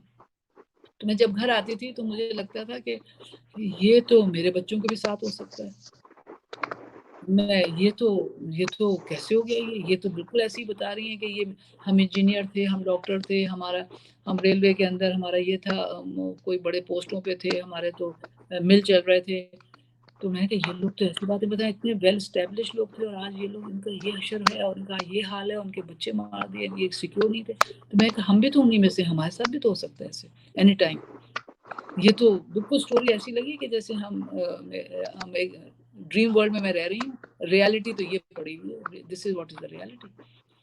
तो उसने मेरे पे बहुत असरात किए। और उस वक्त मेरा आई वाज प्रेग्नेंट, मेरे 2 बच्चे थे और तीसरे से मैं प्रेग्नेंट थी, लेट प्रेगनेंसी थी। तो मैं I started feeling very insecure. नहीं हो चुका था, just born, he was just born, तो 72 में हो चुका। तो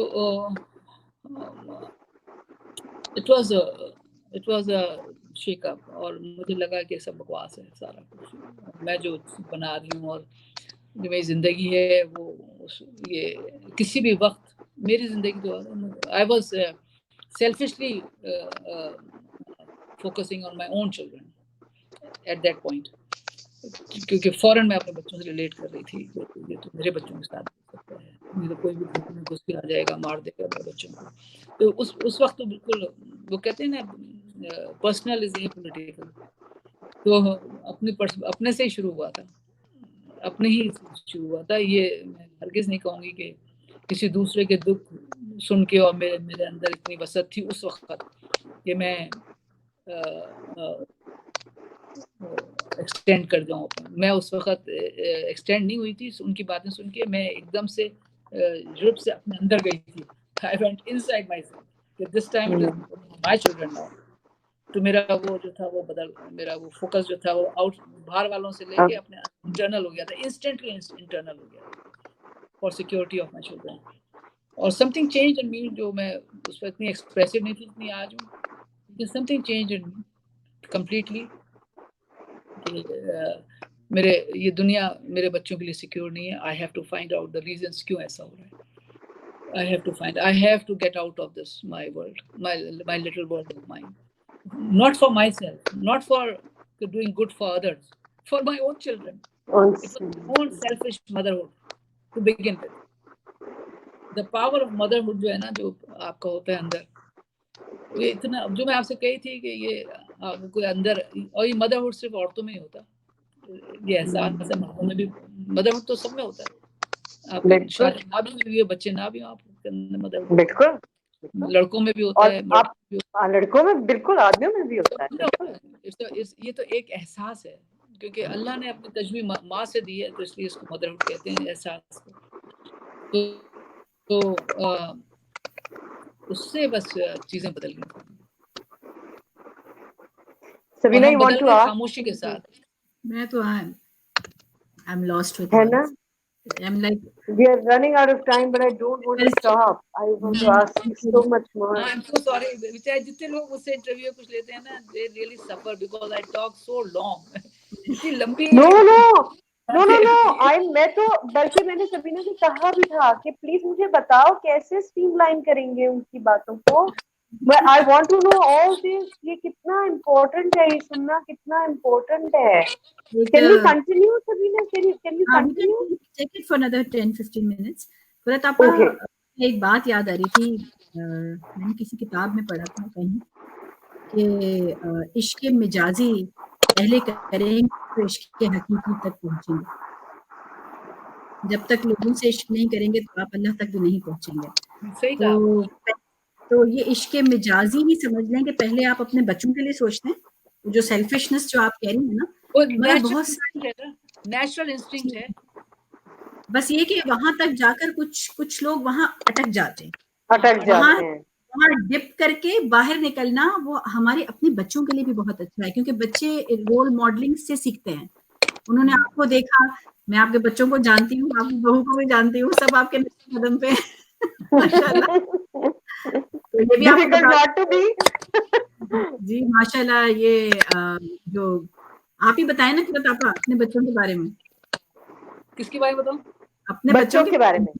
अच्छा, मेरे 3 बेटे हैं। एक एहसन है जो बड़े हैं, वो मेडिकल डॉक्टर हैं, और दूसरे हैं वो डेंटिस्ट हैं मोहसिन, और तीसरे हैं जामी जो फिल्म मेकर हैं, और वो पाकिस्तान में ज़्यादा काम करते हैं। और मेरी बेटियां हैं 6, जो कि यही इसी तरह से घर में आई और रहने लगी, और हमारे यहाँ पैदा होते माँ बाप थे उनके, हमारे यहाँ पैदा हो रही थी। तो हमने कहा बस ठीक है, चलो माँ बाप हैं उनके, लेकिन अब एक के नहीं है। तो वो जैसे हमारे बच्चे स्कूल जाते थे वो भी जाते थे, सब एक साथ बस पढ़ रहे थे। तो जो फैमिली आ गई थी हमारे साथ ईस्ट पाकिस्तान की रहने वाली, वो ये सारे, तो वो बच्चियां भी हैं, उनकी शादियां हो गई हैं। एक आखिरी वाली है जिसकी शादी अभी नहीं हुई, डेंटिस्ट है वो, उसको हमने मेरे शौहर के बाद हमारी क्लिनिक उसी को दे दी है नाजिबाबाद में, श्रीलंका क्लिनिक। उसके लिए लड़का ढूंढ रहे हैं, कोई अच्छा लड़का मिल जाए। आप क्यों ढूंढ रही हैं? खुद ही ढूंढ लेगी। बस। अच्छा, और बाकी एक, अगर मैं आपसे कहूँ कि आप बताएं ममता क्या है? ममता क्या है? क्या बात है, आपने सवाल किया है। मेरी मतलब थोड़ी बहुत नॉलेज या फीलिंग से आप समझ लें, तभी ना ममता बजाते खुद एक कायनात है, एक कायनात है। इस तरह से, जिस तरह से ऐसे हाथ जिसके ऐसे खुले होते हैं ना, और वो ये इससे एक कायनात है। ये सिर्फ एक एहसास नहीं है, एक यूनिवर्स है। इसके अंदर क्या नहीं है, इस जज्बे के अंदर, इस एहसास के अंदर क्या नहीं है जो कायनात में नहीं है। आप प्रैक्टिकली अगर देखा जाए तो बायोलॉजिकली कि मतलब ये खुराक, इसके जिस्म से खुराक भी पैदा होता है। फौरन नहीं, बच्चा हो जंगल में माँ बच्चे को जन्म दे दे, जहाँ कुछ ना हो, लेकिन बच्चे के लिए उसके बदन से, उसके जिस्म से उसको दूध मिल जाएगा।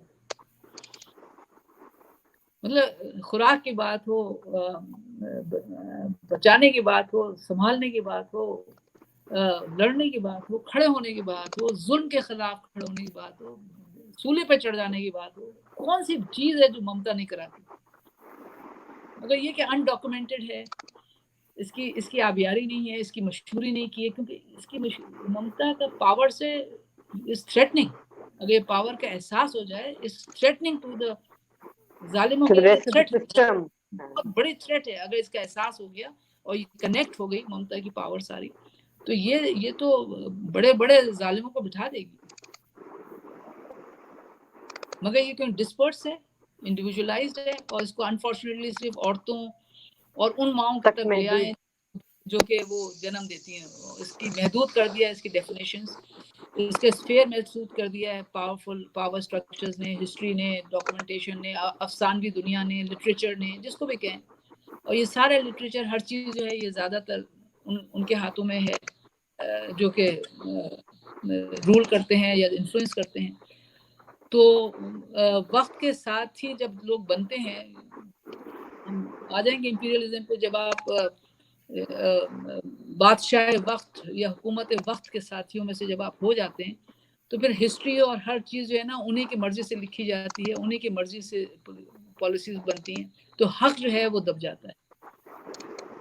ममता जो है वो तो हक है, क्योंकि इसका डायरेक्ट जो भी मजहब हो आपका, जो भी यकीन हो, इसका ताल्लुक जो है क्रिएटर से बनता है।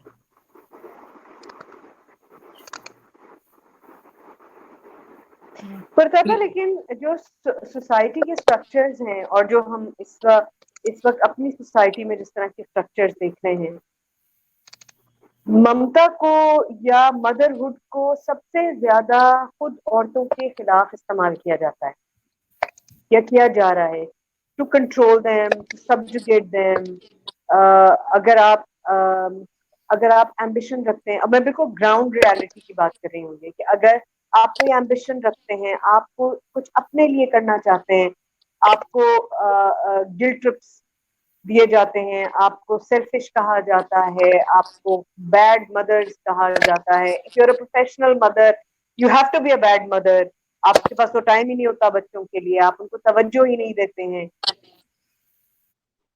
हाउ डू women fight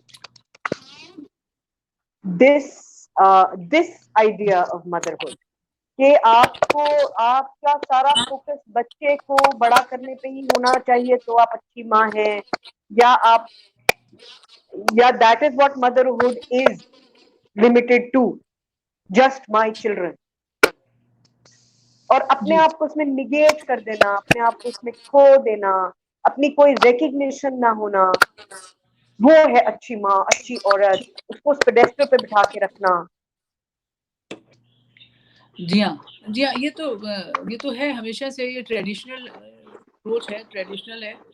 और वो होता भी इसलिए है कि आप मदरहुड के कॉन्टेक्स्ट को और मदरहुड के डेफिनेशन को इतना लिमिटेड कर दिया है, जिसका ताल्लुक सिर्फ औरत से है और सिर्फ औरत के भी ही जिस्म से है और सिर्फ उनसे है जिनके बच्चे हैं, जिनके बच्चे जन्म दिया जिन्होंने। तो इतना जब आप लिमिटेड करते जाते हैं किसी डेफिनेशन को और इतना उसका दायरा इतना तंग कर देते हैं, तो लिमिटेड और तंग करने के बाद और छोटा बनाने के बाद तो कुचलना बड़ा आसान होता है ना, छोटी चीज को। जब आप उसे इतना छोटा कर देंगे तो उसे कुचलना आसान होता है। किसी भी कॉन्सेप्ट को दबा के आप छोटा कर दें, महदूद कर दें, उस कॉन्सेप्ट को मारना बहुत आसान, मगर कॉन्सेप्ट बियॉन्ड लाइफ चला जाए और बाउंड्री लेस चला जाए और फैल जाए, उसको दबाना बहुत मुश्किल होता है। बहुत मुश्किल है, और इसीलिए शायद से इतना कंट्रोल करने की कोशिश की जाती है।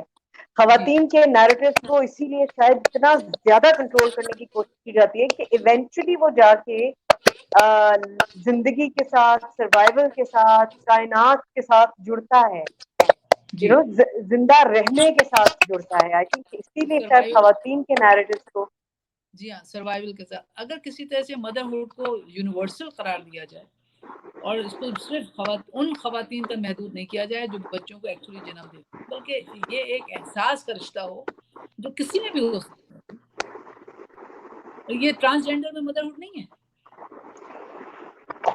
कैसे हो सकता है? बिल्कुल बिल्कुल तो बिल्कुल। मतलब अगर कोई शख्स इंसान है, इंसान की हिस्स है उसके अंदर, तो one of the his is nurturing. Absolutely absolutely absolutely. इंसान की हम बात कर रहे हैं, जब आप उसको मदरहुड को लाके महदूद करके बिल्कुल छोटा बना के औरत को दे दिया, और वो भी वो औरत जो कि निकाह के बाद, शादी के बाद माँ बने, वो औरत और उसके अलावा दूसरी औरत जो है वो मदरहुड में नहीं, मतलब इतना आपने उसको ला के ऐसा नुक्ते पे लाए, तो नुक्ते को तो जब दिल चाहे पेंसिल और रबड़ से मिटा दें, जब दिल चाहे ले आए, जब दिल चाहे उसका जो भी अक्षर बनाए, कौन देखता है? क्या अहमियत है उस नुक्ते की? क्या है?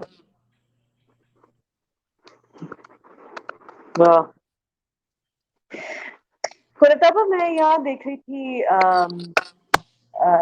हमारे किरण फाउंडेशन में, जब मैं स्कूल गई तो मैं देख रही थी कि वो खवातीन जो, एंड आई कुड सी कि कुछ अभी ऐसी थी जो उस सफर पे अभी शामिल हुई थी और अभी उस सफर पे थी, और कुछ ऐसी हैं जो निकल आई हैं अपने पुराने जो भी एक्सपीरियंसेस हैं, जो ट्रॉमास हैं, जो स्कार्स हैं, रिकवर कर लिया है, फ्लरिश कर रही हैं। आपका भी बहुत गहरा ताल्लुक रहा किरण फाउंडेशन से, आपका क्या रिलेशनशिप रहा इनके साथ? आप यकीन जानिए, मेरी उम्र 70 की है और मेरी जो एक्टिव शऊरी जिंदगी डेवलपमेंट में या इंसानों के साथ जुड़ने में, I think it started ever since formally जो है वो 79 से 77 से शुरू हुई। उससे पहले जैसे मैंने आपको बताया कि जिंदगी सिखा रही थी और हम उसमें बदर में तो थे, मगर आप यकीन जानिए कि मैं अपने इस शऊरी प्रोफेशनल लाइफ में और इस काम के अंदर आने के बाद, जो 77 से लेके या 78 से लेके अब कितने साल हो गए, कितना पीरियड बनता है ये,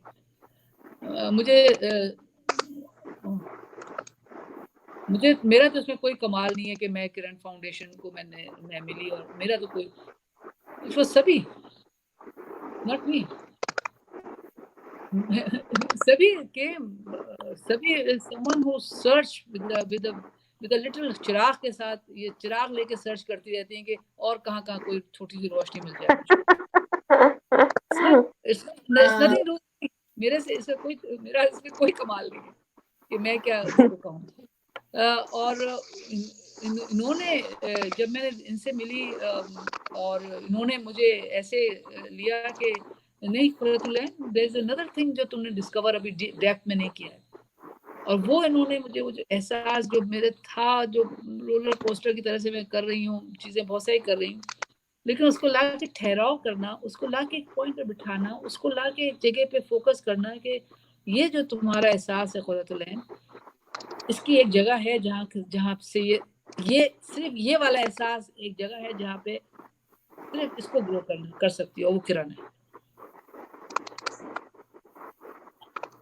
तो मैं वापस नुक्ते पे आई हूँ और फिर यहाँ से वापस अपने आप को देखना शुरू किया है मैंने, जो कि बहुत ही खरा है, बिल्कुल सॉलिड है, बिल्कुल फोकस है एक खास उसके अंदर, जिसके अंदर मैं अपनी तमाम तर जो एक्टिविज्म है उसको मैं समो भी सकती हूँ एक वक्त में, उसको निकाल के अलग करके दोनों को अलग अलग भी कर सकती हूँ, क्योंकि मुझे अभी एक गुंजाइश मिली है, मुझे एक जगह मिली है, मुझे एक प्लेटफॉर्म मिला है जहाँ पे मैं खुद बजाते माँ जो हूँ अंदर से, उसको एक्सप्रेस करने की बगैर किसी इंटिमिडेशन के कि भाई ये तो डेवलपमेंट की है, ये तो यूनिवर्सिटी बना रही है, तो क्या ये माँ की बातें हर वक्त करती रहती हैं। तो मुझे कहीं पे जगह नहीं मिलती है to take up this subject of motherhood. जो स्पेस देते हैं ना लोग, एक आपके पास स्पेस होती है ना जिसमें आप कौन सी बात कर सकते हैं, कौन सी बात नहीं कर सकते, तो वो तो कहीं मुझे नहीं मिली सिवाय किरण के, जो अपनी बात कर सके। ये तो सभी ने चिराग लेके फिर रही है, छोटा सा मिट्टी के तेल का चिराग है हाथ में, और ढूंढती रहती है कि और दूसरी रोशनियां किधर हैं छोटी मोटी, उसको बुलाऊं और कहूं कि तुम अंधेरे में भटक रहो, मेरे साथ आ जाओ। तो ये एनर्जी दोनों तरफ से होती है। आप मेरे पीछे देखिए क्या लिखा हुआ है, पता नहीं आप पढ़ पा रहे हैं कि नहीं। नहीं समझ, बहुत छोटा सा नजर आ रहा है Sabina. What you seek seeks you. And ये जो पीछे ये तो खैर एक छोटी सी चीज है जो पीछे लगी हुई है कि परिंदे हैं उनका पिंजरा खाली है, उसके नीचे है व्हाट यू सीक यू। मैं यकीन जारी मैं सभी से कह रही थी कि मेरे काम को बहुत जरूरत है किरण की, और किरण और IDSP अगर जुड़ जाएं तो बलूचिस्तान के अंदर ये रोशनी, ये अंदाज सोचने का बहुत जबरदस्त, क्योंकि वहाँ पे चीजें प्लेटफॉर्म में फैला हुआ है, हर चीजें में अगर तफसील होगी तो कभी लोग आएंगे। ये दो ऑर्गेनाइजेशंस अगर जुड़ जाती हैं कि बहुत ऑथेंटिक हैं, दोनों बहुत ऑथेंटिक हैं, किसी बाहर और गैर के किसी आउटसाइडर के ब्लूप्रिंट को फॉलो नहीं कर रही हैं, अपने दिल को फॉलो कर रही है, दोनों ऑर्गेनाइजेशन अपने दिल को फॉलो कर रही है। ऐसा है। मैंने मुझे जो एज एन आउटसाइडर लगता है ना, really create a big thing between two provinces at least. इंशाल्लाह ये दो provinces के दरमियान बाउंड्रीज तोड़ देंगे। और आप ये भी देखें कि रूट्स हैं, लियारी की रूट्स हैं बलूचिस्तान में, ये तो ऑलरेडी लोग भी वही हैं। मैंने कुरत आपको बोलते सुना था हैंड्स के एक इवेंट पर,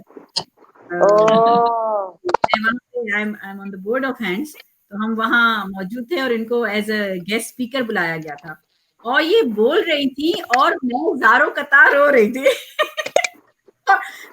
I was sobbing and I needed tissue paper at that time because I didn't have anything. मैं अपना दुपट्टा ले लेके, because वो जो कह रही थी ये ऐसे लग रहा था, मैंने इनको ये बात कही उस वक्त, मैंने कहा ये आप अपनी जिंदगी बयान कर रही थी या ये मेरी लाइफ थी? ऐसे लग रहा था, इनके अल्फाज भी वही थी। मैं आई विश मैंने ये बात करता तो भी कि मैं आपको अपनी डायरी अगर इस वक्त खोल के दिखाऊं, जो आपने अल्फाज बोले वो मेरी डायरीज में लिखे हुए हैं, मेरी लॉग बुक में लिखे हुए हैं। जो अल्फाज ये बोल रही थी, मुझे लग रहा था कि शायद वो एक फिल्म थी द थीफ ऑफ हार्ट्स, जिसमें थीफ ऑफ हार्ट्स, हाँ थीफ ऑफ हार्ट्स, हाँ, जिसमें वो एक शख्स जो है वो चोरी करने किसी में आता है और उस बंदी की डायरी चुरा के ले जाता है। और फिर ऐसे ख्याल आ रहा था कि जैसे सूरत आपा ने मेरी वो पर्सनल डायरी चुरा ली है जो मैंने आज तक किसी को पढ़ के नहीं सुनाई है, क्योंकि वो that is going to translate into my book. उस किताब के अल्फाज वो बोल रही थी, मुझे समझ नहीं आ रहा था ये क्या हो रहा है। एंड मैंने हल्का सा इनको एक्सप्रेस किया कि उस वक्त की रश थी, सब इनके गिर्द जमा हो गए और मैंने कहा नहीं, ये जो है ना, ये दिस इज अ क्यू, ये मुझे एक आवाज है अल्लाह सुब्हानहू तआला की, ये ऐसी ही मुलाकात नहीं है, this means something, I have to take this cue, I can not ignore this cue. ये इशारा है कोई, कि बस ये नहीं है कि मैंने इनको सुना और ये अपने रास्ते चली जाऊं, मैं अपने नहीं। तो फिर then I just had to, मैंने इनका नंबर लिया, मैंने कहा आई नीड टू, और फिर पता नहीं उसके बाद क्या हुआ, कुलत आपका कुछ पता ही नहीं चला। ऐसा ही होता है आती है ना, तो आपको ऐसे फील होता है कि जैसे आप ना, आपको लगता है कि आप अंदर चले गए हैं। एक मोहब्बत करने का जो तरीका होता है ना, हम बच्चों को भी प्यार करते हैं ना, तो बच्चे को ऐसा फील होना चाहिए कि वो अंदर चला गया।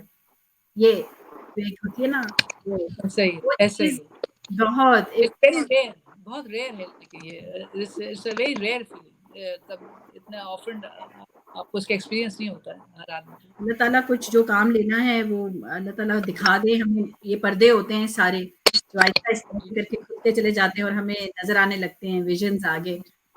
सानिया से मुलाकात, आपको मैं सानिया को बता रही थी, बहुत ऐसे लग रहा है कि कोई ऑडियंस हमें सुन ही नहीं रहा, मुझे, मैं तो भूल गई हूँ कोई और है, मुझे मैं ये कह रही हूँ कि आप लोगों को एहसास है कि आप लाइव है इस वक्त। मुझे सानिया का नंबर किसी ने दिया, मैं सानिया को सानिया को ढूंढ रही थी कि मैंने इवेंट कराना था फंड रेजर, तो मैं सानिया को ढूंढ रही थी कि Sania is the host I want, because Sania is so down to earth. I didn't know her. I saw on TV and I found her to be very selective in doing her drama serials and everything. मैंने कहा मुझे बहुत ये down to अर्थ लगती हैं। उसने मुझे इनका नंबर दिया, तो आप अपने फोन में सेव करते हैं नाम, राइट? तो मैंने नाम सेव किया Sania Saeed celebrity. Can you believe it? She saved me as a celebrity. बिल्कुल, और जैसे मैंने इनको जाना तो मैंने वो सेलिब्रिटी का वर्ड हटा दिया और सानिया। माशाल्लाह, बहुत जज़ाकल्लाह खैर, थैंक यू सो मच कुरत आपका for being in my life. नहीं बेटा, सभी और सानिया आप लोग, हम लोग, मेरे ख्याल से वही जो बात पहले हो रही थी, हम में से हर कोई एक एनर्जी है। ये तो ये गोश्त, ये हड्डी, ये शक्ल सूरत, ये वो सब, ये तो एक ऊपर से उस एनर्जी का एक वो है, एक कवर है, लेकिन basically we are energies and we connect.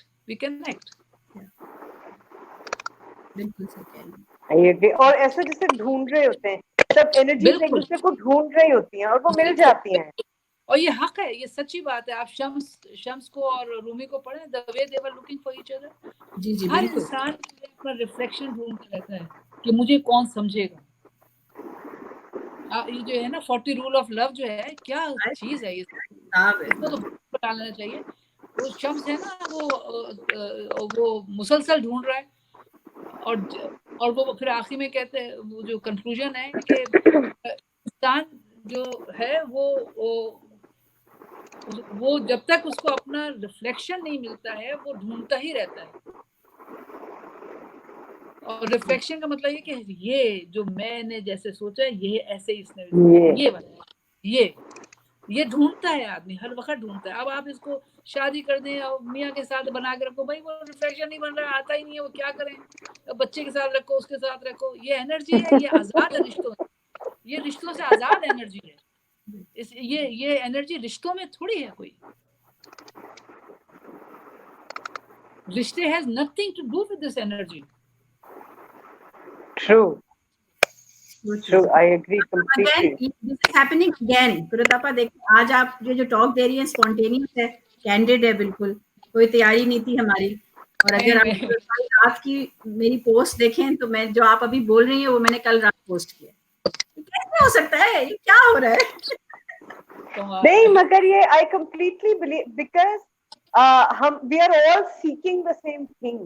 Exactly. We are all seeking the same thing. So हम एक ही ट्रक की बत्ती के पीछे लगे हैं एक्चुअली, इसलिए हम मिल रहे हैं। और जिसकी इंटेंसिटी जितनी है, और इसमें जितनी जिसकी इंटेंसिटी है ना, उसी इंटेंसिटी के तहत वो जुड़ रहा है। बिल्कुल बिल्कुल। तो हाँ जी, कमाल एनर्जी का है। 11 बज रहे हैं और ओह माय गॉड, हमने कितना लंबा सेशन किया है। कुरतापा, thank you so much for giving us so much time. नहीं ये तो प्लेजर है, जॉय था मेरा। ये तो ज्यादा हो जितना हो अच्छा है। अरे थैंक यू सो मच, बहुत बहुत शुक्रिया। आपका शुक्रिया। आप खैरियत से वापस आए, फिर इंशाल्लाह ताला बलूचिस्तान चलेंगे, आपका इंतजार है आने का। बस बिल्कुल चलेंगे, we will have a big celebration इंशाल्लाह। वहाँ के भी लोग बहुत प्यारे हैं, सबको लेके चलेंगे आपके, and you everybody will be our guest. आप बस oh lovely lovely, thank you so much कुरतापा, थैंक यू। और बस जल्द मिलते हैं, जरूर मिलेंगे इंशाल्लाह। सलामत रहें, खुश रहें। जज़ाकल्लाह। खुदा